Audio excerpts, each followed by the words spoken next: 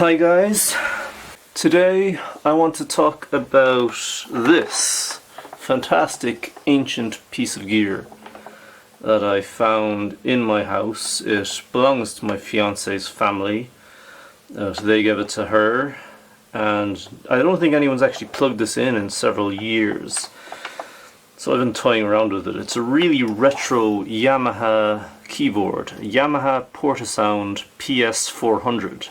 Let's see, model PS-400.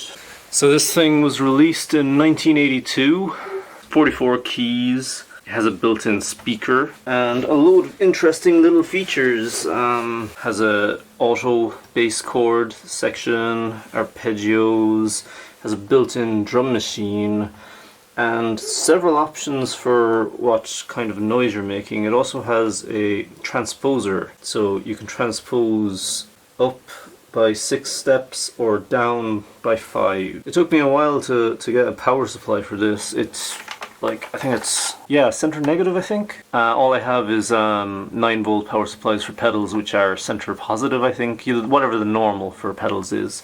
So I had to get a small adapter to make this actually work. I was afraid I'd fry it if I just plugged in the wrong type of power supply.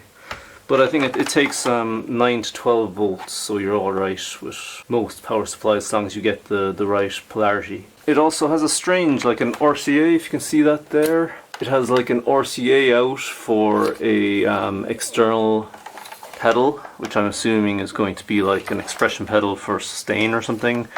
Then it has an RCA mono aux out, and then a small jack headphone out, but it works fine with the built-in speaker. So let's switch it on and I'll just show you what it sounds like. Yeah, it still powers on, so that's good. And we'll just turn up the volume. Oh no, it's getting some interference. Okay, at max volume it was getting some weird interference, but anyway, maybe, hopefully you can hear this.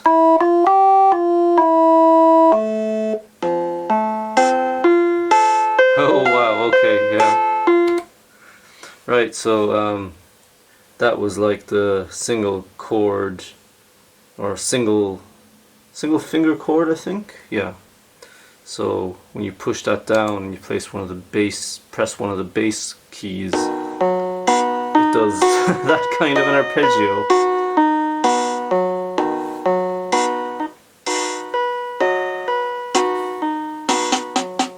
Oh, and it has its drums on.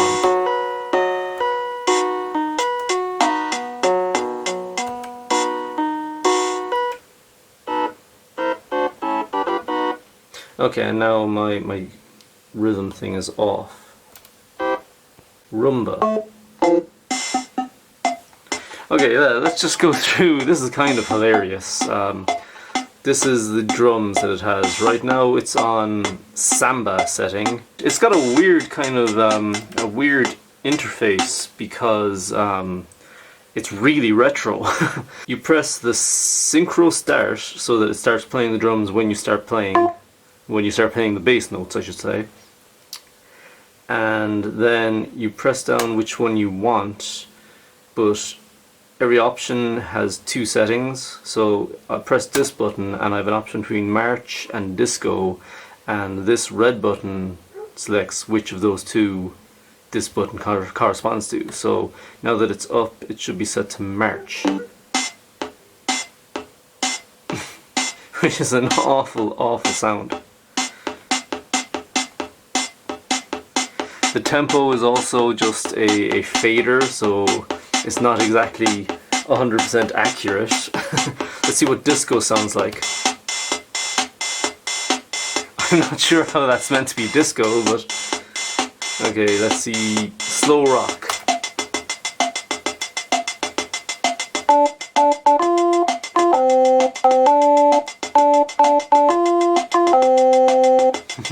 Waltz. Yeah, that's, you know, it's a 3/4, so it's more obviously a waltz thing.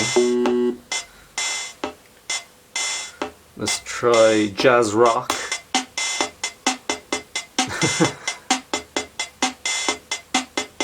God, the snare is so hilarious. Then 16 beat.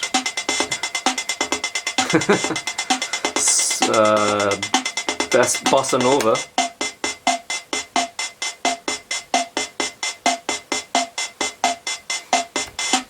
And that's swing,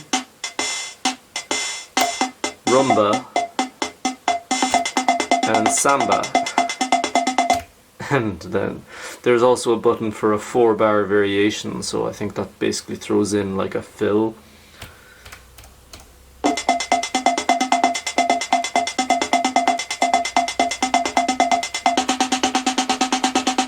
Yeah, so it's a fill every 4 bars. Right. The single finger chord setting.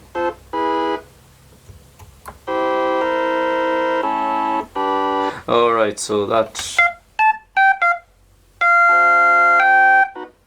Okay, for some reason it includes that, but yeah, so the single finger chord setting is just literally so you can really easily play along to something, so...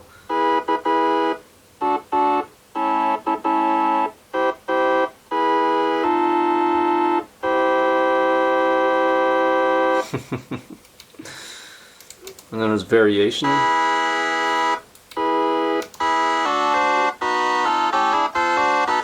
So I guess that's just building the chords differently using different voicings.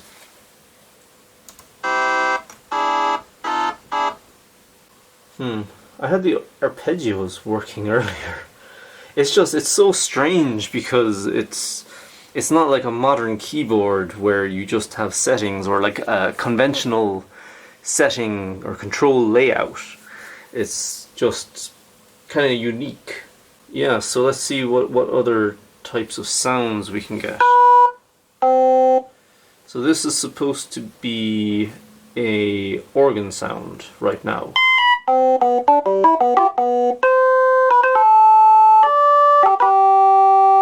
Then we piccolo.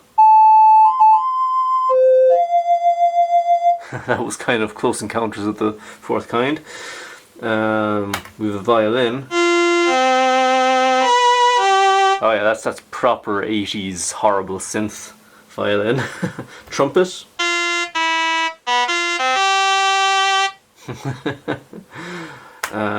Clarinet. Well, that's pretty cool. Oboe. Okay, harpsichord.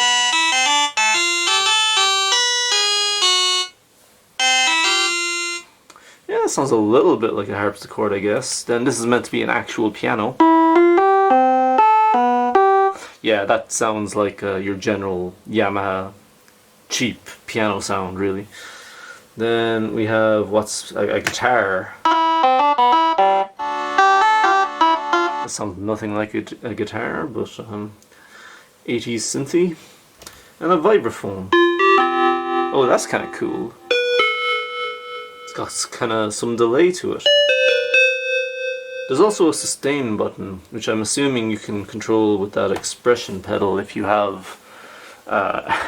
if anyone has an expression pedal with an RCA output, which I doubt. You're going to have to use some kind of a adapter for that, really.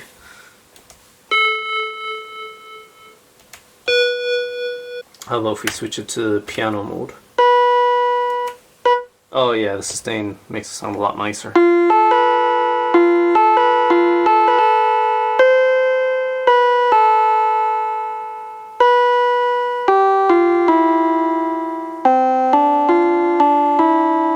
Sorry, I was just trying to figure out some Zelda. I accidentally nearly played some Zelda.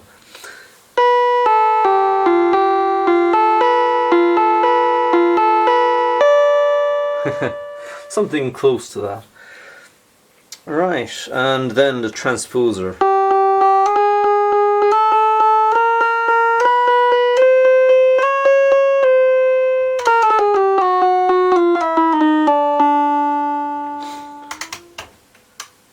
So I'm not sure how useful that would be. I don't know, is that something keyboardists generally use?